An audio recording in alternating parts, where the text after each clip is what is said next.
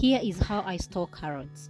First tip, when you get them, don't wash them, but if you do, dry them completely. I take a clean polythene bag, or rather a paper bag. If you have a Ziploc bag, well and good. Place in your carrots inside that bag.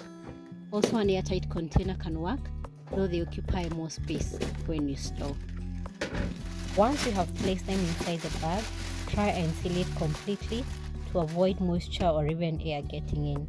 Into the big box in the fridge. This is a batch I stored over a month ago, and you can clearly see they are really fresh, perfect to use for salads or even cooking. This is the batch that I'm storing today, but definitely we are going to use it later once the older bag is finished.